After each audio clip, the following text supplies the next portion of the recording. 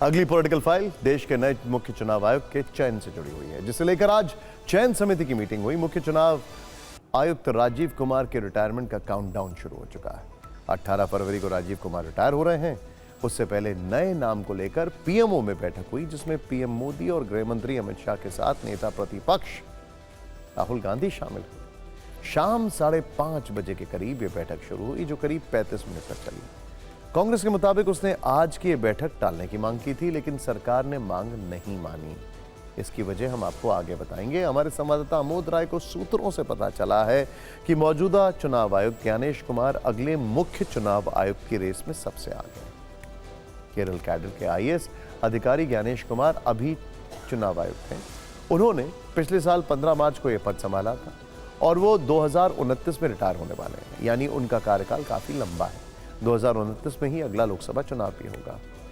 ज्ञानेश कुमार रक्षा और संसदीय कार्य मंत्रालय में अलग अलग पदों पर रहे हैं। इसके अलावा वो गृह मंत्रालय और सहकारिता मंत्रालय में भी रहे हैं। कहा जाता है कि आर्टिकल 370 हटाने वाली टीम में भी उनकी बड़ी भूमिका रही, तब वो गृह मंत्रालय में थे।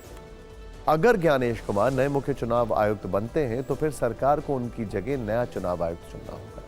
लेकिन मुख्य चुनाव आयुक्त की तलाश के लिए बनी चयन समिति को लेकर सियासत काफी हो रही है। जब ये कमेटी बनी तब भी और आज भी जब इसके लिए बैठक हुई तो कांग्रेस ने फिर वही मुद्दा उठाया। राहुल गांधी के बैठक से लौटने के बाद कांग्रेस ने बाकायदा एक प्रेस कॉन्फ्रेंस की, जिसमें मोर्चा सुप्रीम कोर्ट के वरिष्ठ वकील और पार्टी नेता अभिषेक मनु सिंघवी ने संभाला। पहले आप ये बयान सुन लीजिए, फिर आपको मुख्य चुनाव आयुक्त के चयन वाला पूरा विवाद समझाते हैं। जो सीईसी और ईसी चुने जाएं, उनकी समिति में माननीय प्रधानमंत्री हों, माननीय मुख्य न्यायाधीश भारत के हों सीजेआई, और माननीय एलओपी हों। ये निर्णय है 2 मार्च 23 का। गुड गवर्नेंस का अभिप्राय क्या है? वो है समझना एक संदर्भ को, और सिर्फ इसलिए कि आपके पास बहुमत है और आप सत्तारूढ़ हैं, वो नहीं करना जो मनमानी है। कांग्रेस जो आरोप लगा रही है मुख्य चुनाव आयुक्त के चयन समिति को लेकर, जो सवाल उठा रही है, इसे समझते हैं। विवाद बरसों से चल रहा है, तो थोड़ा फ्लैशबैक में जाना होगा। भारत का चुनाव आयोग 3 सदस्यों से मिलकर बना है। इनमें एक मुख्य चुनाव आयुक्त और 2 चुनाव आयुक्त होते हैं।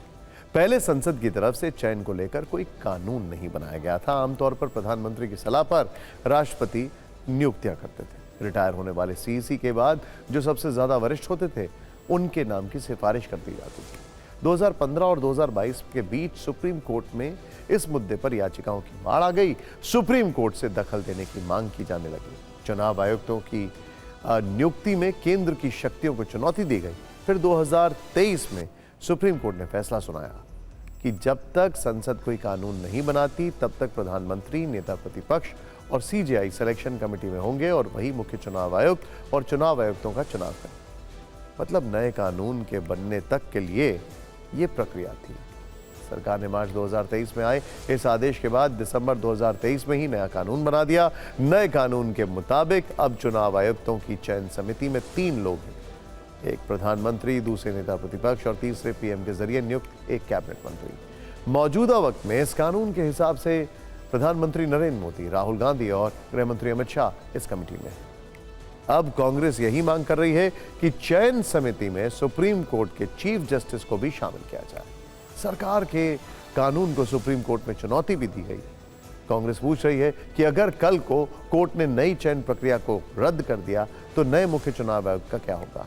कांग्रेस के मुताबिक इसीलिए उसने बैठक टालने की मांग की थी, जो नहीं मानी गई।